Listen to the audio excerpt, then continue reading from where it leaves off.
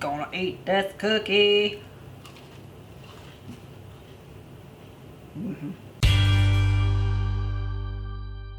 Hello everyone, my name is Lisa and I'm the Viet Vegan because I'm Vietnam vegan, and today we're gonna make some snickerdoodles. Now snickerdoodles are a classic American cookie, or North American, I don't know. Canada is often looped in with American traditions a lot of the time, but then you guys don't know about like butter tarts or Nanaimo bars or whatever, and y'all missing out. Anyway, snickerdoodles are one of those cookies that like somehow everyone knows about, but also nobody knows about. It's weird. The last bake sale that I went to, everyone who came to the bake sale didn't know what a snickerdoodle was, but 2 people brought snickerdoodle recipes to the bake sale. So like clearly people know what snickerdoodles are, but at the same time they don't. For those who don't know what a snickerdoodle is, it's basically a vanilla sugar cookie rolled in cinnamon sugar. That's all it is. It is super delicious. It's like crackly, it's soft. This is my recipe for my cookies, and I'm gonna give you a little bit of a lowdown for like the purpose of like different cookie chemistry. I am not a food scientist, but this is just like from what I know based on basic science and what I've read. So let's make some goddamn cookies, shall we? I'm trying out a different one because it's on sale, but this is from Melt Organic, and I think it uses palm oil, so if you don't use palm oil,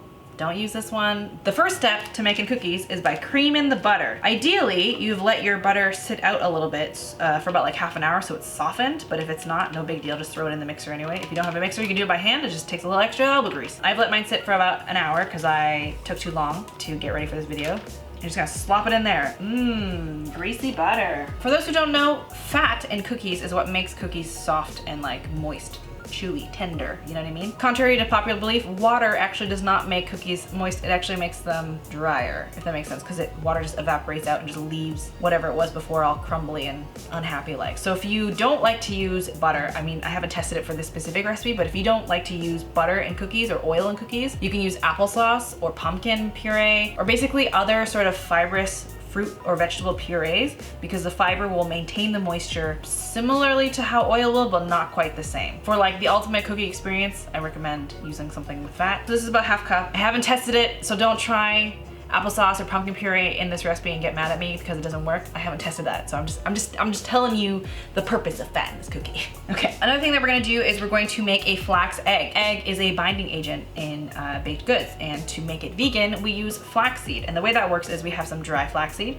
We hydrate it with some water. We stir it up till it gels. The water will hydrate the flax and make it kind of plump and juicy, you know? It'll get kind of like goopy-like, and when it gets mixed into the baking mixture, the water will evaporate out and then the flaxseed will shrink again, clinging onto things that are around it to bind it. So we're gonna cream the butter with brown sugar and white sugar. It's a lot of sugar, but it's a cookie. My philosophy is if you wanna make a cookie and you wanna eat a cookie, eat a cookie. You can make it healthy if you want to, but it's not what I'm about. If I want a cookie, I'm gonna eat a cookie. So I have a cup of white sugar and a cup of brown sugar. Make sure that your sugar is not filtered with bone char, if that's important to you, because that would make it vegan. So this is some brown sugar, which adds moisture to the cookie because of the molasses, and white sugar, which adds structure to the cookie and sweetness, obviously. So basically what you're gonna do is you're going to cream the butter and sugar together, and what that does is it creates sort of like air bubbles in the butter, and it evenly distributes the fat with the sugar. And you want to start on a low setting at first, because otherwise you are going to have sugar fly everywhere, and that's not fun because nobody wants to clean that and you don't want bugs. So you start off on low, and once the sugar and butter start to be more incorporated, then you can turn up the speed a little faster. So now what we're going to do is we're going to add our flax egg.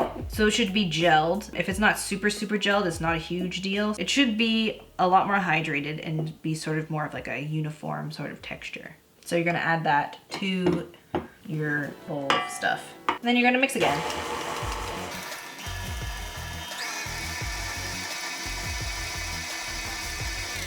Then you can add the vanilla and stir that in. So we have baking powder, baking soda, and flour, and I'm just gonna mix everything together here because I feel like it. And I'm also gonna add some salt. So this is about a 1/4 teaspoon of salt. So the purpose of baking powder is it puffs up the cookies, baking soda makes the cookies spread, and flour is the base of the cookie. You just wanna stir everything together. So you're going to add the flour mixture to your wet ingredient, and you're gonna do it in like increments of like 3. You're gonna start with a little bit, and then you're gonna mix in until it's incorporated, and then keep adding, because as we covered in the video with Katarina, gluten does get overmixed. So if you add everything at once, it's gonna take longer for everything to get incorporated. But if you add it in smaller components, then it doesn't take as long. So now you're gonna start it on low, because you don't want flour to fly everywhere. And you can just slowly incorporate the rest. Whoops.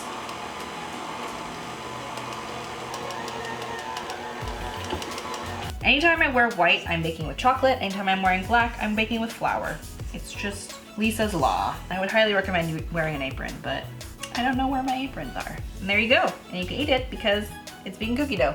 There's no eggs. Oh yeah, that tastes like sugary deliciousness. So in my recipe, I have written that you can reduce the amount of sugar down to a 1/4 cup less in each thing. So 3/4 cups of sugar, white sugar, and 3/4 cups of brown sugar. It does affect the cookie's chemistry a little bit, but not too much if you don't like as much of a sweet cookie. And this is what the cookie dough should look like. Malleable, but it won't stick to your hands.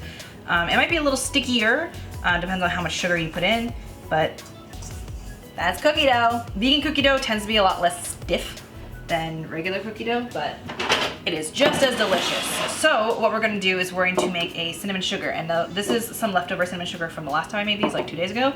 I'm just gonna add a little bit more because I need more, but I have the full recipe on my blog if you wanna make the full amount. So basically cinnamon sugar is just cinnamon and sugar. Wow, what a concept. I like my cookies very cinnamony, so I add a lot, but it's up to you.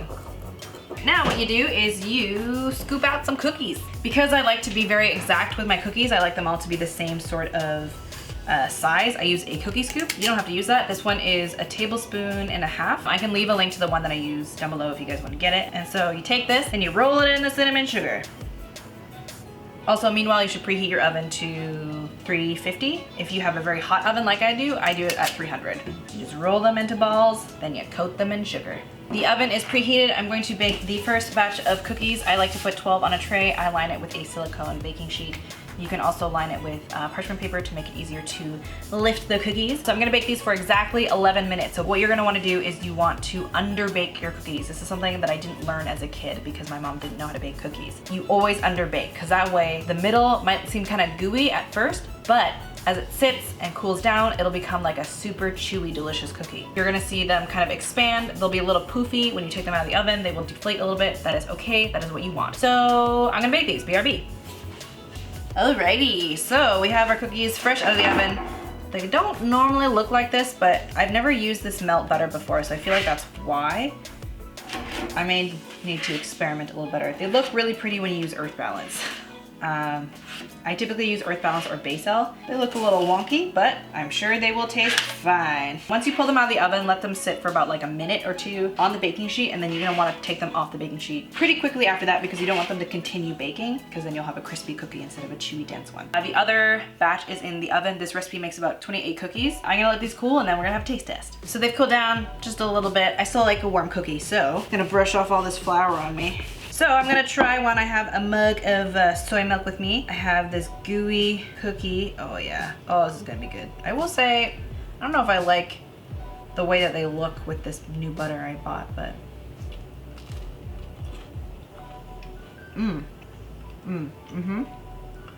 It's like very crispy on the outside because of the sugar coating, but inside is still very chewy and gooey. And once they cool to room temperature, they're gonna be very chewy. It's gonna be good. They are a little like flat and deflated though. This is so weird. My cookies don't normally look like this. So in my old oven that was like quite cool, my cookies look like this. I don't think I have a picture of these from the last batch that I made except for on my Instagram. They look like these cookies that I made that are chocolate chip cookies, flatter and like rounder but like even. So I think it's the butter that I use that was weird. For best results, use Earth Balance. Still good, it's just weird. So it is a delicious cookie. If you have never made a snickerdoodle before, please do. I highly suggest it. I like going overboard with the cinnamon, but if you don't like cinnamon as much, you can just use 1 teaspoon of cinnamon in the mixture instead of a whole full tablespoon, which is what I did. I hope you guys enjoyed this video. If you did, please let me know. If you make these cookies, tag me on Instagram, Twitter, Facebook, wherever. I love seeing your stuff, Snapchat. I'll leave the link to the recipe on my blog. It's an old recipe, so if there's text on there in the blog post that you don't quite understand, you think that it's present, it's from like 2015, I'm pretty sure. Just keep that in mind. It's an old blog post, but yeah, I hope you guys enjoy this video. If you did, give it a like, comment down below. What is your favorite kind of cookie? Have you heard of a snickerdoodle before? And subscribe if you like these kind of videos. So thank you guys so much for watching, and I hope you guys have a delicious day. Bye. I always feel like it's darker and darker every time I do these videos. Let's bake some cookies. Whoops, whoops, whoops, whoops, whoops, whoops, whoops, whoops, whoops, whoops. Don't worry about that.